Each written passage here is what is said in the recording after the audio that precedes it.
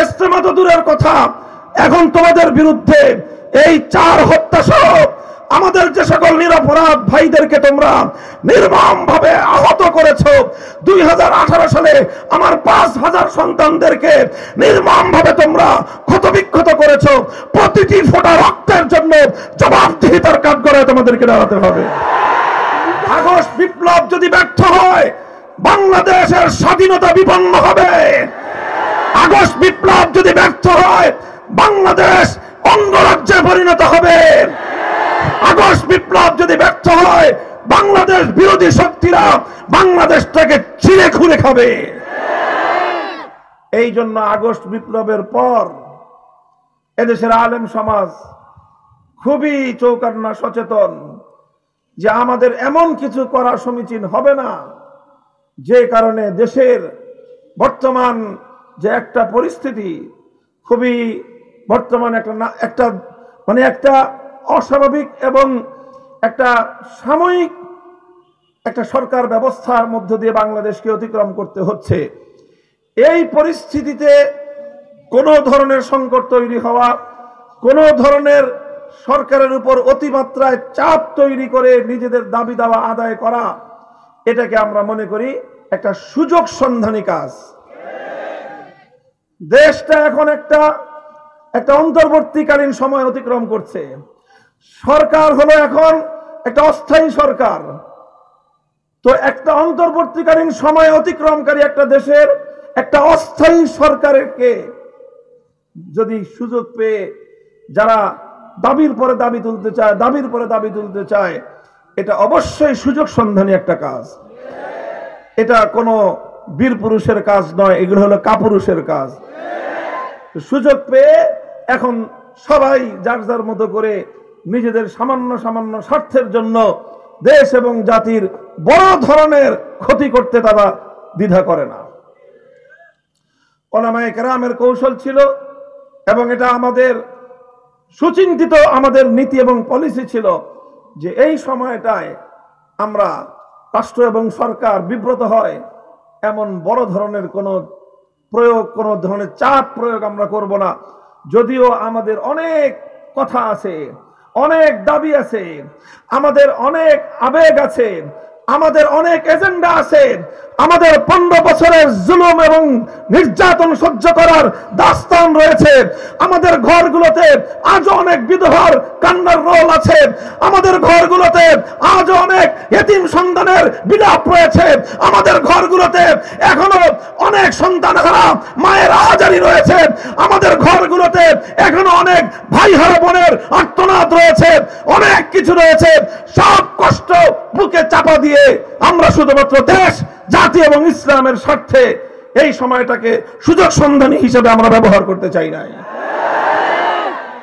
আর না হলে এদেশের আলেম সমাজের সেই সামর্থ্য রয়েছে, এদেশের আলেম সমাজের সেই সামর্থ্য রয়েছে যে আলেম সমাজ নিজেদের দাবিগুলো বুকে পাড়া দিয়ে আদায় করতে পারে, কিন্তু সেটা হবে দুর্বল সময়ে রাষ্ট্রের সঙ্গে ভীরুতা এবং কাপুরুষতার আচরণ।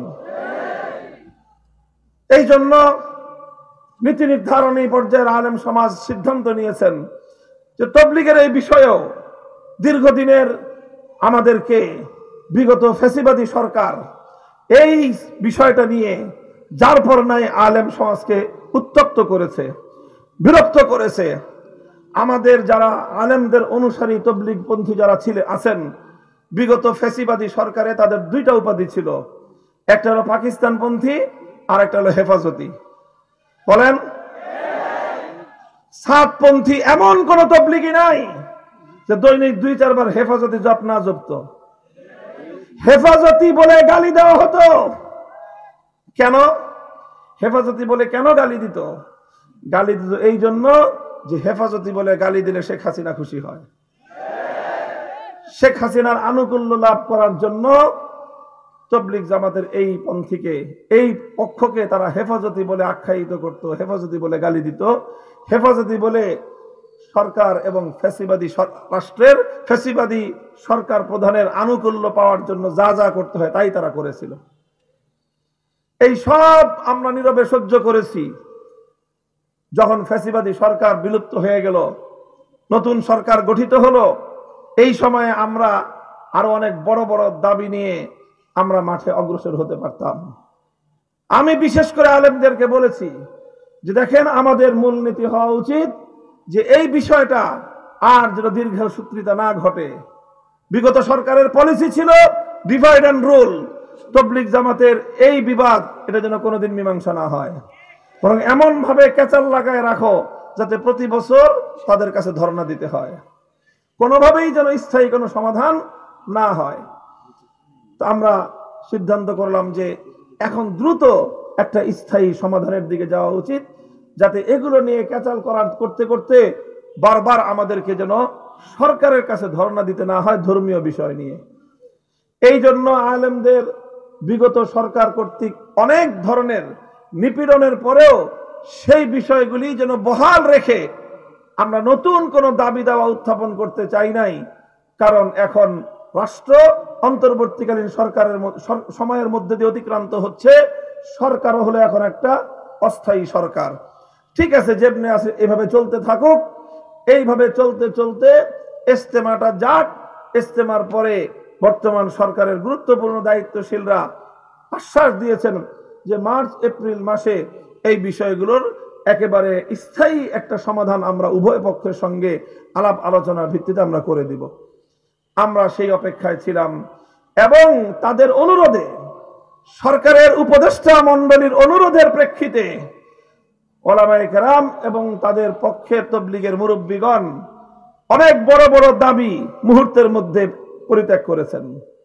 বলেছিলেন যে কাকরাইলে তাদেরকে জায়গা দেওয়া হবে না, কারণ কাকরাইল যে কাজের জন্য আমাদের কথা হলো যে সেই কাজ ওলামায়ে কেরামের নেতৃত্বেই হওয়া চাই। কাকরাইলের যেই ট্রাস্টি বোর্ড, সেই ট্রাস্টি বোর্ডে ওলামায়ে কেরামের সংখ্যাধিক্য, তারাই এই ট্রাস্টি বোর্ড চালায়। এবং কাকরাইল এটা একটা মসজিদ এবং মাদ্রাসা কমপ্লেক্স, শুধু মসজিদ নয়, মাদ্রাসাটা পূর্ণাঙ্গভাবে আলেম সমাজের দ্বারা পরিচালিত।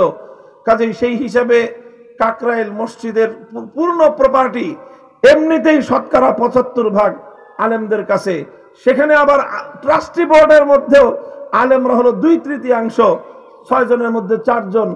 কাজেই সেই হিসাবে 2 জনকে তো এমনিতেই তারা সিদ্ধান্তের বলেই তাদেরকে বহিষ্কার করে দিতে পারে। 6 জনের যদি মিটিং হয়, 4 জনের একমত, 2 জনের আরেক মত, কারটা সিদ্ধান্ত হবে? তো 6 জনের মতে সিদ্ধান্ত হলে এমনিতেই তো তারা বাতিল হয়ে যায়। নিয়ম অনুযায়ী তাদেরকে বাদ দিয়ে দেওয়ার সুযোগ ছিল, কিন্তু সেদিকে যায় নাই। যে ঠিক আছে, আমরা মিলেমিশে কিছুটা ছাড় দিয়ে চলতে থাকি, কোনো নতুন কোনো ক্যাচাল যেন তৈরি না হয়। এইভাবে চলতে চলতে চলতে চলতে এবং সর্বশেষ রাষ্ট্রীয় সিদ্ধান্ত যে স্থিতাবস্থা বহাল থাকবে। আপনারা যেভাবে কাকরাইল চালাচ্ছেন চালান, ওনারা যতটুকু সময় কাকরাইল পরিচালনা করে করুক। ইজতেমার মাঠে যেভাবে সারা বছর আপনারা কার্যক্রম পরিচালনা করছেন, ইজতেমার মাঠে তো সারা বছর অন্য কোনো কাজ থাকে না। একটা কাজ হলো ইজতেমার মাঠের সারা বছরের কাজ, সেটা হলো একটা মাদ্রাসা পরিচালিত হয়, যেটা সারা বছরের কাজ। আর বাকি অন্য সব কাজই হলো মৌসুমী কাজ। এই জন্য স্বাভাবিকভাবেই মাদ্রাসা যেহেতু সারা বছর চলে এবং দাওয়াত এবং তবলিগের সাথী প্রায় 80 থেকে 90% আলেম ওলামাদের সাথে এই বিপুল কার্যক্রম পরিচালনার জন্য গত 7 বছর ধরেই ইজতেমার পুরনো মাঠ আলেম সমাজ পরিচালনা করে আসতেছেন। এই প্রথম তারা অন্তর্বর্তীকালীন সরকারের এই যে অন্তর্বর্তী সময় আর অস্থায়ী সরকারকে তারা দুর্বল ভেবে এখন ওই ইসকন যেই পথ অবলম্বন করেছিল যে এখন যে কোনো ভাবে নিজের অন্যায় আবদার আদায় করার এখনই সময়। আপনারা দেখেছেন বিগত কয়েক মাস ধরে বাংলাদেশে এই খেলা চলছে। 14 বছর তাদের দাবির কোনো খোঁজ খবর ছিল না, 15 বছর ধরে তাদের দাবি দেওয়ার কোনো খোঁজ খবর ছিল না। এখন নানা রকম দাবি দাওয়া নিয়ে আনসার লীগ, মোটর লীগ, শ্রমিক লীগ, তারপরে এই যে অটোরিকশা লীগ, নানা রকম নামে যার যা দাবি দেওয়া 15 বছর এটা জমা পড়ছিল, এখন সব দাবি দেওয়া নিয়ে রাস্তায় নামতেছে। কারণ আর তারা শুধু নামতেছে তা নয়, বরং তাদেরকে পিছন থেকে কোনো শক্তি উস্কানি দিয়ে তাদেরকে মাঠে নামাচ্ছে। এটা তো আমার বক্তব্য না, এটা হলো বাংলাদেশের সচেতন প্রত্যেকটা নাগরিকের বক্তব্য। তোমার এই সকল বিষয়গুলো 15 বছর কোনোদিন তোমরা মুখ ফুটে বলো নাই, এখন বলার এত আগ্রহ কারণটা কি? কারণ আসলে তারা দাবি দাওয়া আদায় করা মূল মুখ্য নয়। মুখ্য উদ্দেশ্য হলো এই সময় দেশের মধ্যে একটা অস্থিতিশীলতা সৃষ্টি করা। সনাতন ধর্মাবলম্বী নামে ইসকন সাম্প্রদায়িক বীজ বাষ্প তৈরি করে হিন্দুদের বিরুদ্ধে মুসলিম সমাজকে উস্কানি দিয়ে একটা সাম্প্রদায়িক দাঙ্গা বাঁধানোর চেষ্টা করেছে। ঠিক একই কায়দায় ওনারাও এই ধরনের কারো দ্বারা প্ররোচিত হয়ে অযথা ইস্যু নন ইস্যুকে ইস্যু বানায় যে আমাদেরকে এবছর 7 বছর আমরা করতে পারি নাই, এই বছর যে কোনো মূল্যে টঙ্গী মাঠে আমরা ইজতেমা করব। এই দাবিটা নিয়ে যখন তারা মাঠে নামলো, ইচ্ছা ছিল আলেমদের যে এই সকল বিষয়গুলো সব একসাথে সেটেল হবে ইজতেমার পরে মার্চ এপ্রিল মাসে। সরকারও বলেছে সবাই আমরা সেইভাবেই প্রস্তুত। হঠাৎ করে তারা এখন এই দাবি উঠালো যে কিছুদিনের জন্য মাঠ আমাদেরকে দিতে হবে। যখন এই দাবি উঠালো তখন স্বাভাবিকভাবে বিপক্ষ দলের মধ্যে অপর পক্ষে একটা উত্তেজনা যে আমরা মাঠ দিব কেন, এরকম তো কথা না। কথা তো হলো যে আমাদের 31শে জানুয়ারি থেকে প্রথম ইজতেমা, আমাদের এই ইজতেমার প্রস্তুতি নিচ্ছি আমরা। প্রতিদিন প্রতি সপ্তাহে সারা দেশ থেকে তবলিগের সাথীরা, মাদ্রাসার ছাত্ররা এসে ইজতেমার জন্য খুঁটি কাটতেছে, কাজ করতেছে। এখন তোমরা মাঝখান দিয়ে এই কয়দিন তোমরা আবার কেন এখানে ঢুকবা? তোমরা অন্যান্য জায়গায় যেভাবে গত 7 বছর জোর ইজতেমা করেছো, এবছরও সেইভাবেই অন্য জায়গায় জোর ইজতেমা করো। এরপরে মূল ইজতেমা পর্ব সম্পন্ন হওয়ার পরে ফেব্রুয়ারিতে মাঝামাঝি দিকে ইজতেমা শেষ হবে, মাসখানেক পরেই তো মার্চ এপ্রিলে স্থায়ী সমাধান হয়ে যাবে। তখন যেইভাবে মীমাংসা হবে সেইভাবে কাজ করবা। এত তোমাদের কি ঠেকা পড়ে গেল যে এই বছর তোমাদেরকে ওখানে জোর ইজতেমা করার জন্য তোমাদেরকে এভাবে যুদ্ধ বাধায় দিতে হবে? এটা তো দুরভিসন্ধি, উদ্দেশ্যমূলক হীন উদ্দেশ্য ছাড়া অন্য কিছু হতে পারে না। এটার কারণে আমাদের পক্ষের যে সকল লোকজন তাদের মধ্যে একটা উত্তেজনার সৃষ্টি হলো। ওনারা এটা নিয়ে বিভিন্ন কর্মসূচি দেওয়ার চিন্তা করলেন। আমি তাদের সকলকে নিবৃত্ত করলাম যে দাঁড়ান, আপনারা অন্য কোনো পথে যেন না, আমরা আলোচনার মাধ্যমে সমস্যার সমাধান করি। আমি নিজে ব্যক্তিগতভাবে উদ্যোগ নিলাম এবং সাতপন্থীদের ওনাদের যারা দায়িত্বশীল তাদের সঙ্গে যোগাযোগ করলাম। নিজে অগ্রসর হয়ে তাদের সঙ্গে যোগাযোগ করে তাদের সঙ্গে বসলাম। তাদের কাছে গিয়ে, তাদের বাড়িতে গিয়ে তাদের সঙ্গে বসলাম। বসে তাদেরকে রিকোয়েস্ট করলাম, অনুরোধ করলাম যে দেখেন, একটা মীমাংসার দিকে যেহেতু যাচ্ছে পূর্ণ বিষয়টা, হঠাৎ এখন একটা ছোট্ট বিষয়কে এভাবে গুরুত্ব দিয়ে এটাকে ফলাও করে সংঘাতের পরিস্থিতি তৈরি করবেন না।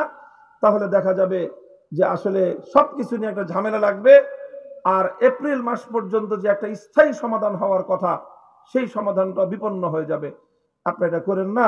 রিকোয়েস্ট করলাম, অনুরোধ করলাম, আন্তরিক পরিবেশে তাদের সঙ্গে কথাবার্তা হলো। তারা সিদ্ধান্ত দিলেন না, বললেন যে আমাদের মুরব্বীদের সাথে আলোচনা করে সিদ্ধান্ত নিতে হবে। ঠিক আছে, যান মুরব্বীদের সঙ্গে আলোচনা করেন। এরপরে তাদের পক্ষ থেকে নানাভাবে যে বার্তা পেলাম আমরা, যে কোনো মূল্যে তারা এখানে জোর ইজতেমা করবেই। শুধু তাই নয়, মীমাংসিত ইস্যু যেগুলো, সেই ইস্যুগুলোতেও 7 বছর যেইভাবে চলে আসছে, এবছরের ইজতেমাটা অন্তত সেভাবে চলার পরে স্থায়ী সমাধান হবে, এটা সিদ্ধান্ত হয়ে গেছে। সেই বিষয়ে একটার পরে একটা তারা বলতেছে যে এই বছরের ইজতেমাতেই এটা করতে হবে, এটা করতে হবে, এটা না করলে আমরা এই করে ফেলবো, সেই করে ফেলবো। এইভাবে উপর্যুপরি তারা হুমকি ধুমকি দিতে লাগলো। এখন আমি যেহেতু ব্যক্তিগতভাবে আমাদের দায়িত্বশীলদেরকে বলেছিলাম যে ঠিক আছে, আমাকে একটা সুযোগ দেন। আমার তাদের ব্যাপারে আস্থা, এতটুকু আশা ছিল যে যদি আমি বা আমার মতো এরকম আমাদের মতো 2-4 জন ব্যক্তি আমরা স্বয়ং তাদের কাছে গিয়ে অনুরোধ করি, তাহলে তারা অন্তত ন্যূনতম তাদের মধ্যে যদি মানবতা থেকে থাকে, তাহলে তারা আমাদের অনুরোধটুকু রক্ষা করে, আমাদের অনুরোধের সম্মানটুকু রক্ষা করে। তাদের বাড়িতে গিয়ে অনুরোধ করেছি, এই সম্মান রক্ষার্থেও অন্তত তারা বিষয়টা চেপে যাবে। কিন্তু আমরা হতাশ হলাম।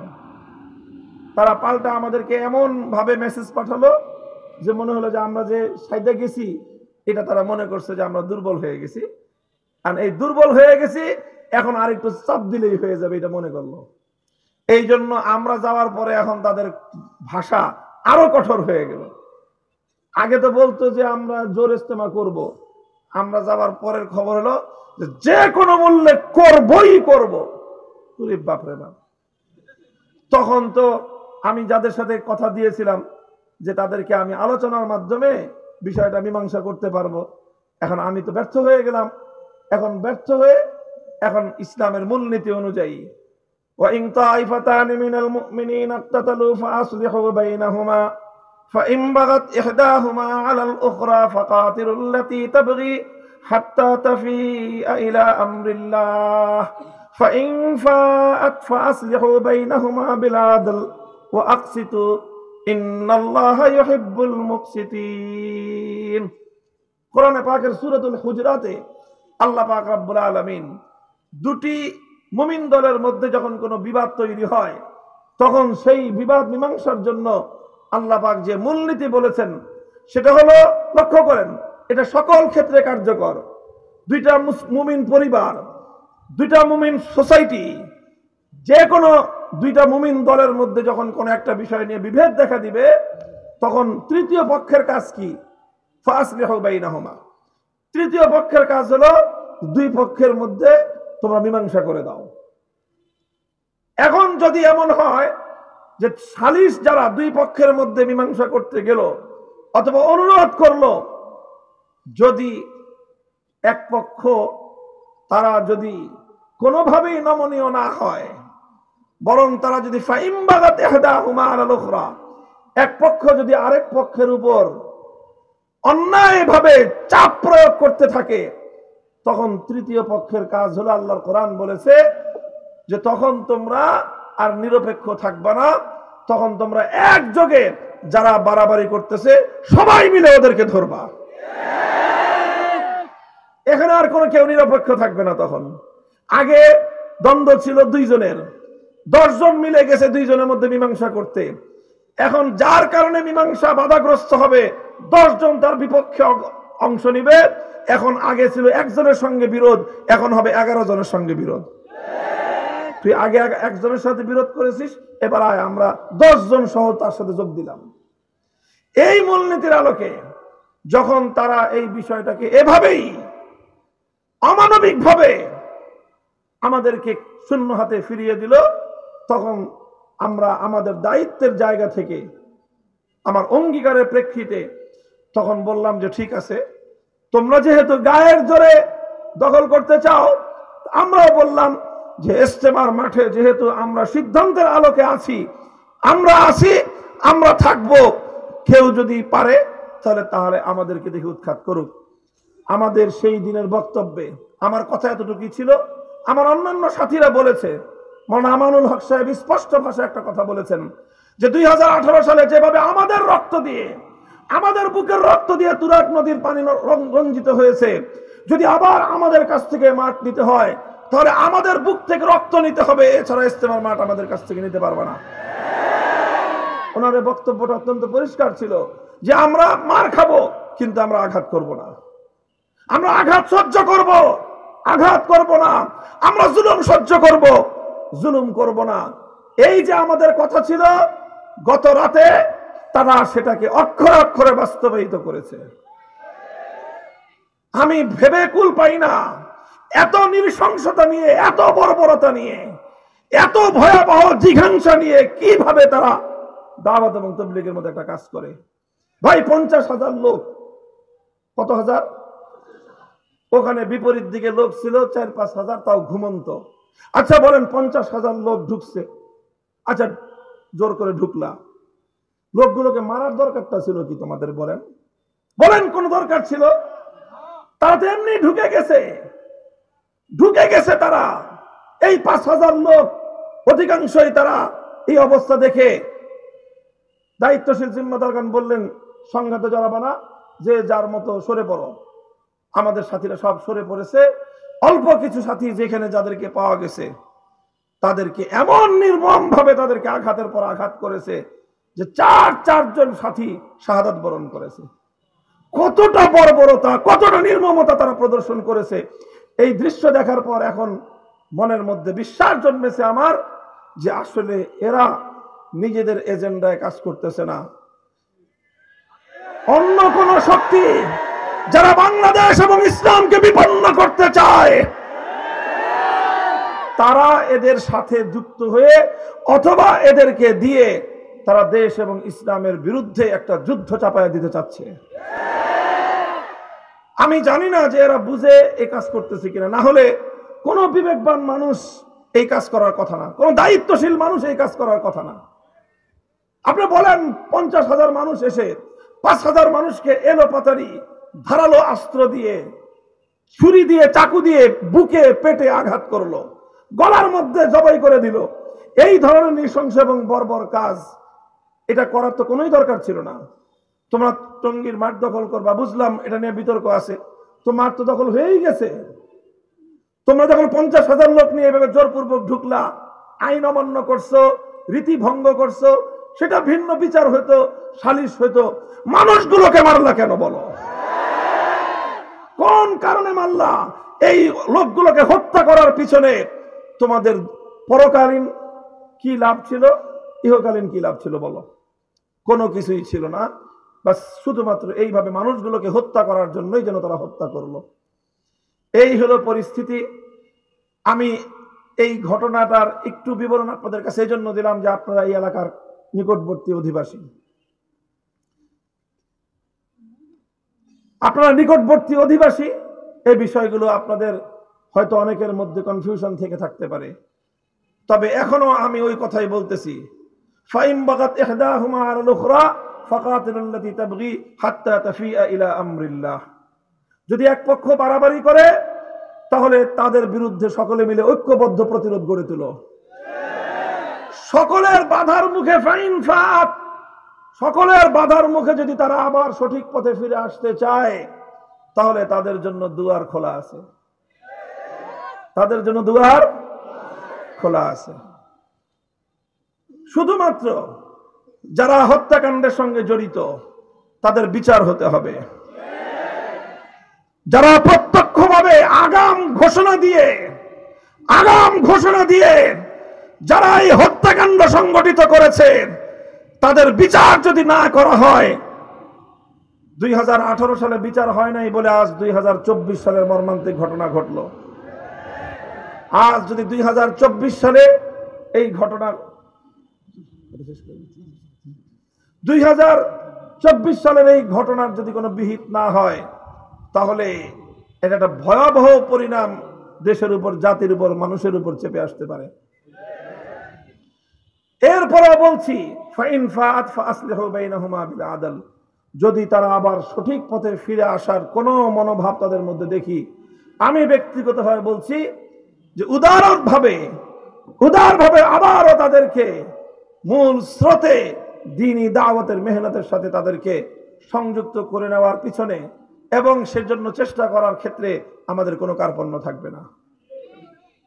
পরিষ্কার এটা আমাদের কথা। কাজেই তারা যেই কাজটা করেছে, এই কাজের মাধ্যমে যেই ভয়াবহ এক জঘন্য অপরাধ তাদের দ্বারা সংগঠিত হয়েছে, এর দ্বারা সবচেয়ে বড় যেই মেসেজটা দিবালোকের ন্যায় পরিষ্কার হয়ে গেছে সেটা হলো এই, অন্তত বাংলাদেশের সাতপন্থীদের মধ্যে একজন বিবেকবান দায়িত্বশীল নাই।